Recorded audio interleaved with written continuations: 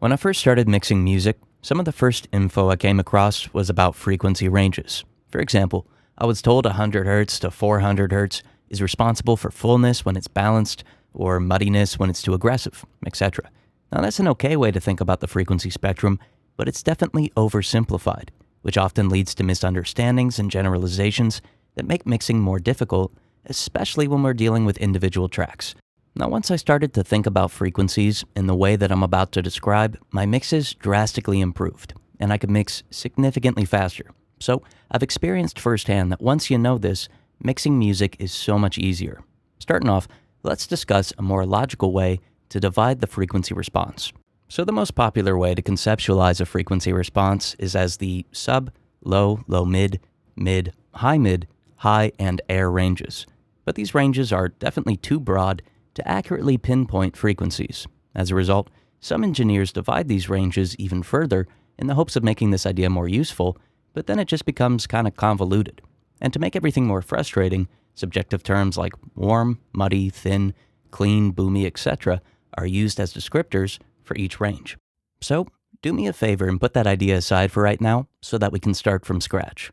The frequency response of an individual instrument or a vocal could be divided into four parts. First, the fundamental frequency. Second, harmonious overtones. Third, disharmonious overtones. And fourth, the unmusical or unrelated. So, let's look at an example. Say I pluck a bass guitar and I play the note A1. The fundamental, the foundation of the note A1, is 55 Hz. Notice the high amplitude signal at 55 Hz, and notice how it's the highest amplitude frequency in the overall frequency response. The fundamental frequency is just that, one frequency. It can of course have some modulation above and below, but the fundamental is centered on a single frequency. So this is part one. It's a simple, single frequency building block of the overall frequency response. Moving on to part two, we have all harmonious overtones. So all harmonious overtones are created from the fundamental. What does this mean exactly? Well, it means that multiples of this fundamental frequency are generated from the fundamental. These are often called harmonics. The first order harmonic is the fundamental. In our example, 55 Hz. The second order harmonic is 110 Hz, or 55 Hz times 2. The third order harmonic is 165 Hz, or 55 Hz times 3. Now, the amplitude of harmonics generally decreases the further away they are from the fundamental. Just as importantly, all of these harmonics will sound musical because they are direct multiples of the fundamental. For example, the second order harmonic in this example is 110 Hz, or A2, which is one octave higher than A1. Part 3 includes disharmonious overtones. As the name suggests, this includes all overtones that are not multiples of the fundamental frequency. Sticking with the example of our plucked bass note, this mainly includes the percussive snap of the string. It could also include scraping of the finger on the fretboard. Furthermore, the bass guitar's body could resonate at a frequency other than A1 or a multiple of A1. So, it's every part of the instrument's sound that still relates to the performance, but it isn't a multiple of the fundamental frequency. And lastly, part 4 is the unmusical and the unrelated. This includes rumble, which could have been caused if our bass guitar was accidentally hit against something, or hum, which could occur from a ground loop, causing unwanted feedback. Now, you can't always separate these unmusical and unrelated elements from a performance, but some useful changes can be made, which we'll cover in just a moment.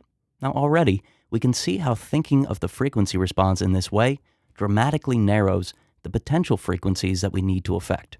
If the bass guitar plays the notes A1 and E1, I know that the fundamental frequencies are 55 Hz and 82.5 Hz.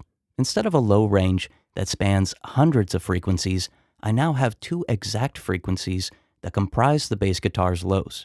Furthermore, I know the exact frequencies of high amplitude harmonics, like 110 Hz and 165 Hz for the A note, or 165 Hz and 248 Hz for the E note, meaning I know exactly where to center a bell if I want to affect that area, or I know the exact range of frequencies to affect if I want to use broader and fewer filters. Make mixes that accurately translate what you hear in your head without years of practice or expensive plugins. Seriously though, when people work with us, they get results. That's why major industry professionals like Keith Urban's producer Aaron Schurz works with us, Grammy Award-winning AJ Castillo, Billboard #1 charted artist Megan Lindsay, Grammy Award-winning artist Toulis, The Voice singer Cody Ballou, Grammy-nominated producer Tyler Kane, Warner Music artist Ricky Young, and the list goes on. Why waste your time creating mixes that look like this when you can instantly fix the problem by working directly with professionals who have already done what you're trying to do? Watch this entire video, and at the end, learn how you can start making mixes that accurately translate what you hear in your head. So next up, let's see how this idea is put into practice, using a more complex signal, like a vocal in which multiple notes are being sung. If I were using the more familiar and common idea of frequency ranges, I'd introduce a high-pass filter and set it somewhere in the low range without much of an idea as to why.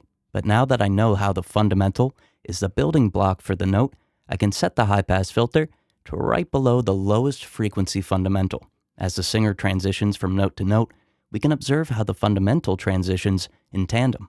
By determining the lowest sung note, I could find the lowest frequency fundamental, meaning I can be confident that my high-pass filter is attenuating only the unmusical and unrelated information that exists below the musical performance. Now, if the lows are too high in amplitude, it's not a predetermined frequency range, but the fundamental and the second and/or third ordered harmonics that are causing this issue. So I know exactly where to cut with bell filters, or I can create a higher bandwidth filter to address all of the second and third order harmonics of the collective performance. Furthermore, if I notice this issue when a particular note is sung, I could center a bell on the exact harmonic that's causing the issue. For example, if the lows are too high in amplitude, whenever the note A2 is sung, I know the problem frequency is 110 Hz, 220 Hz, and perhaps 330 Hz. If I were trying to fix this issue using predetermined EQ ranges, like what's typically taught, I'd probably resort to using a dynamic filter to attenuate only when the range hits a particular amplitude. But now, I know the exact frequencies that need to be attenuated, so I just need a couple of subtle bell filters. Or, say I'm having trouble discerning what the vocalist is saying. I could find a multiple of the fundamental or fundamentals around the vocal's third formant and boost to help with intelligibility. Now I could blindly boost a high mid-range and hope that it works, or I could pinpoint the exact frequency that needs to be addressed and center my bell filter on it. If the vocal sounds nasally, I know this is caused by a higher order harmonic mixed with nasal cavity resonation. So again, I can pinpoint the exact offending frequencies by using a multiple of the relevant fundamental frequency. Now the only way to address part 4, or the unmusical and unrelated, is with a high-pass filter when using EQ.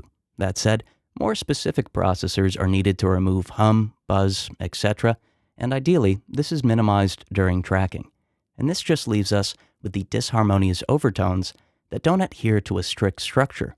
For example, vocal sibilance, the snap of a snare or percussive instrument, and so on. So, instead of having 6 to 12 ranges that might be relevant or might not, we have a system for addressing the majority of exact frequencies and exact frequency ranges. The only remaining variable that may require more trial and error is disharmonious overtones. Now maybe this seems complicated, but thinking this way and getting accustomed to it has cut my mix time in half. And this video doesn't even address how knowing this helps with compression and saturation, both of which generate harmonics, let alone arrangement when recording instruments.